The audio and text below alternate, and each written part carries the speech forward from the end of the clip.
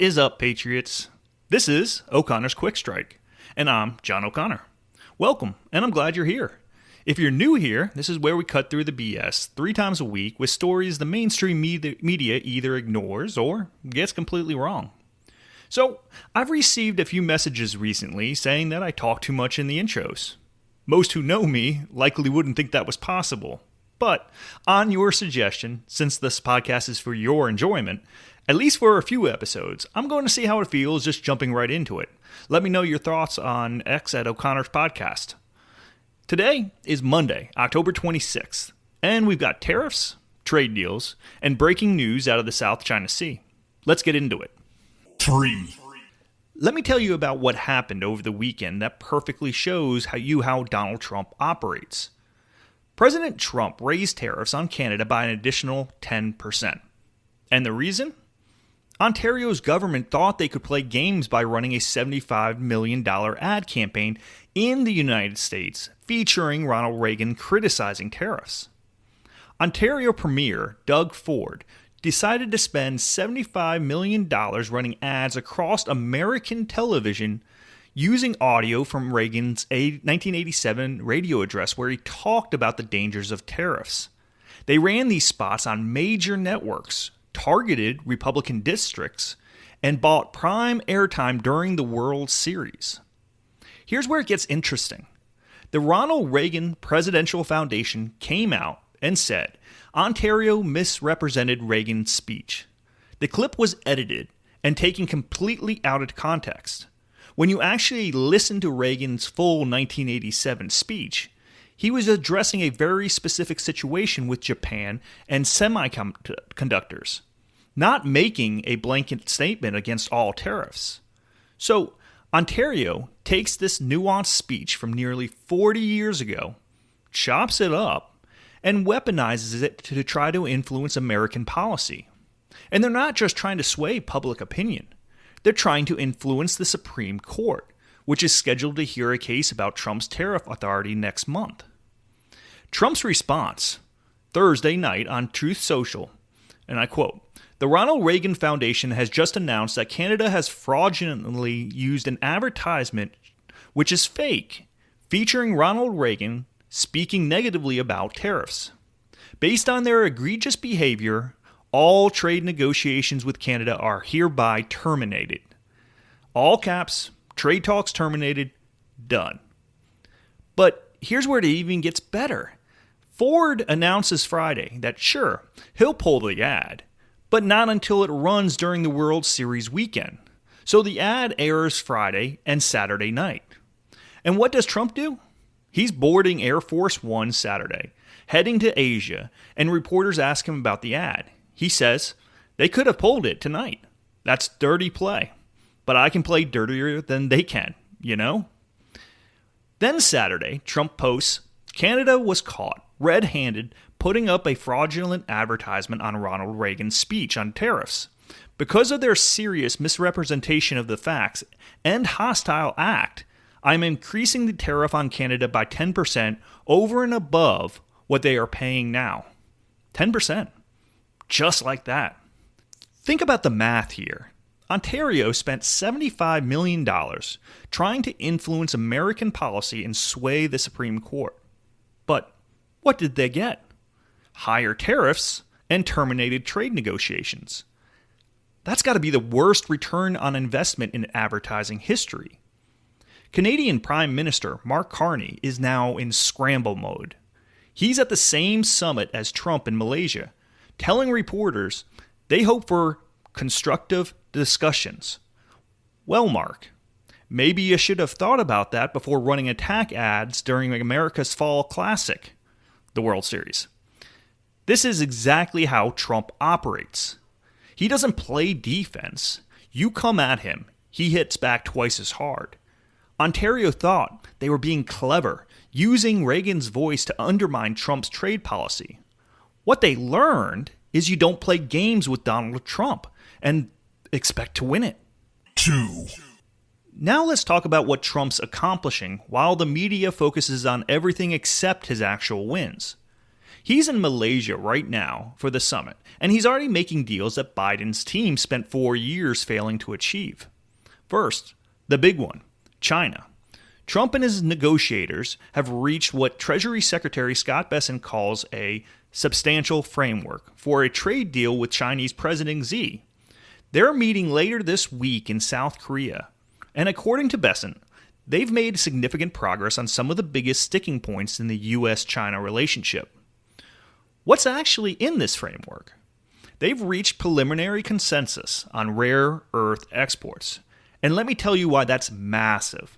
China controls about 80% of the world's rare earth mineral production. These are materials we absolutely need for everything from smartphones to fighter jets to guided missiles. China's been using this monopoly as leverage, and just this month they expanded export controls trying to squeeze us. Now, seems like they're backing off. They've also made progress on fentanyl enforcement. Remember, Trump imposed a 20% tariff specifically to pressure China to crack down on the flow of fentanyl precursor chemicals that are killing Americans. That's getting addressed in this framework. And they're working out the shipping levies mess. Trump imposed port service fees on Chinese vessels. China retaliated with levies on U.S. flagged ships. Both sides are now finding resolution. Secretary Bessent says that they're optimistic they can finalize this before the South Korea summit. If they get this done, it's going to be one of the most significant trade agreements in modern history. We're talking about resolving trade disputes that have been festering for decades. But that's not all Trump's accomplishing in Asia. He's also playing peacemaker in a territorial dispute that's been simmering for years. The Philippines and China have been at each other's throat over the South China Sea, specifically over the second Thomas Shoal, where the Philippines have a grounded World War II-era ship that they've been using as a military outpost. China's been sending their Coast Guard to harass Philippine vessels trying to resupply that outpost. It's gotten physical. There have been collisions. Chinese vessels have used water cannons on Philippine boats. And every time it happens, there's a risk this escalates into actual military conflict that could drag the United States in, because we have a mutual defense treaty with the Philippines. Trump got both sides to the table in Malaysia, and according to sources at the summit, they've reached a preliminary understanding. China will ease up on the harassment in exchange for the Philippines agreeing to certain navigation protocols. It's not a final deal, but it's progress, the kind of diplomatic breakthrough that Biden couldn't achieve in 4 years.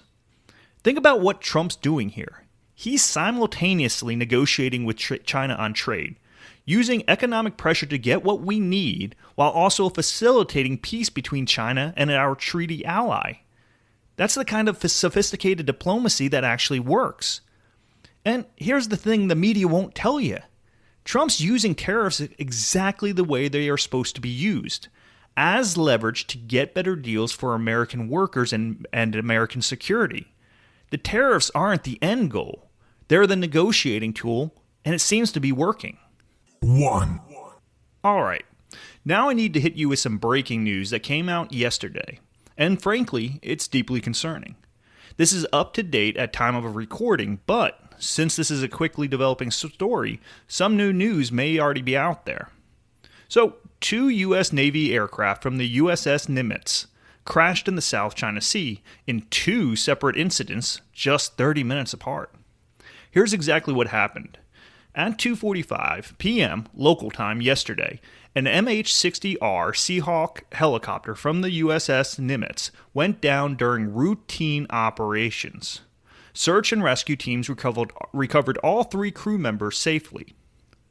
Then, just 30 minutes later at 3:15 p.m., an F-18 Super Hornet fighter jet also crashed into the South China Sea while flying from that same carrier. Both pilots ejected and were recovered safely. According to U.S. Pacific Fleet, all 5 personnel are safe and in stable condition. Both incidents are under investigation, and the Navy says there's no indication of hostile engagement. But let me ask you something. Does it strike anyone else as extremely unusual that 2 different aircraft from the same carrier crash within half an hour during so-called routine operations, because that's not normal. That raises serious concerns and questions that demand answers. Let me give you the critical context. The USS Nimitz is the oldest aircraft carrier in the United States Navy's active fleet. It was commissioned in 1975. We're talking about a 50-year-old carrier. It deployed in March for what will be its final operational deployment before decommissioning. So, we have an aging warship that's been continuously at sea for 7 months, operating in one of the most strategically important and contested bodies of water on the planet. And where exactly is it operating? The South China Sea. This is where China has been aggressively building artificial islands and militarizing them. This is where they claim sovereignty over waters that, by international law, don't belong to them. This is where tensions between the US and China are constantly at the risk of boiling over into actual conflict. So, you've got an aging carrier on its final deployment, operating in hostile waters where China is constantly testing us, and 2 aircraft go down within 30 minutes of each other. The Navy says routine operations and no indication of hostile engagement. I'll take them at their word for now, but this absolutely deserves intense scrutiny and transparent investigation. Because here's what we know. This is not an isolated incident. Earlier this year, 2 F-18 Super Hornets were lost in the Red Sea. We've had multiple high-profile naval aviation incidents over the past couple years. And every time, it's under investigation, and then Americans never really get the full story. When you have 2 sophisticated aircraft from the same carrier going down on the same afternoon in contested waters, you have to start asking hard questions. Is this a maintenance issue with the carrier itself? Is this a broader readiness problem across the fleet? Are we properly maintaining aging carriers that should maybe already be out of service? And here's another angle almost nobody's talking about. These incidents are happening during the Schumer shutdown. Is this shutdown affecting naval operations? Is it impacting maintenance schedules, creating funding gaps that could compromise readiness? Because if we're not properly funding our military, if we're stretching our carriers and pilots too thin, if we're keeping aging equipment in service longer than we should, that's a massive national security problem. And you know what really bothers me? This happened yesterday. 2 United States Navy aircraft went down in the South China Sea within 30 minutes of each other. And you're not going to see wall-to-wall coverage on CNN or MSNBC. You're not going to see Chuck Schumer or Nancy Pelosi holding emergency press conferences demanding answers. Why? Because they actually don't care about military readiness. They care about spending hundreds of billions on green energy boondoggles. They care about spending endless money to Ukraine. But when it comes to ensuring our Navy has the ships, aircraft, maintenance, and support they desperately need, it's radio silence. Look, the investigations are ongoing. Maybe there's a perfectly reasonable explanation. Maybe it was a mechanical coincidence, or weather maybe played a factor. But I'll tell you what concerns me most. We better hope to God that China wasn't involved. Because if they are developing electronic warfare capability or directed energy weapons that can interfere with our aircraft, and 2 of our planes went down because of Chinese action, that's an act of war demanding immediate response. But even if it's not hostile action, even if these turn out to be equipment failure or maintenance issues, we still need complete transparency.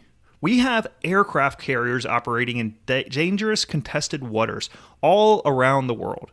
We have pilots and crew members putting their lives on the line every single day. And if there's a systematic problem, whether it's maintenance procedures, equipment reliability, or funding shortfalls, we need to identify it and fix it immediately. Not next month, not after the next incident, right now. So I'm going to be following this story very closely, and I encourage every one of you to do the same. Don't just accept the routine operations explanation and move on. Demand real answers. Demand accountability from Navy leadership. Demand that Congress ensures our military has everything it needs. 2 aircraft down in 30 minutes from the same carrier in the South China Sea suggests maybe, just maybe, we're not doing enough. And that should deeply concern every single American who cares about our national security. Well, that's your quick strike for today. Trump is fighting back on trade and winning. He's making deals in Asia, benefiting Americans. And we need answers about what happened in the South China Sea. This is what we do. Stories that matter, analysis the media won't provide, and a conservative perspective cutting through the noise. If you're new here, make sure to hit the like and subscribe. We're here Monday, Wednesday, Friday with stories that you need to know. Share this with someone who needs to hear it. And on X at O'Connor Podcasts, I just put a couple of pictures of my fiance's and mine pumpkin carvings. Guess which one's mine? America. So, this is John O'Connor, and I'll see you Wednesday for another quick strike. Until then, stay informed, stay engaged, and don't let them tell you what to think.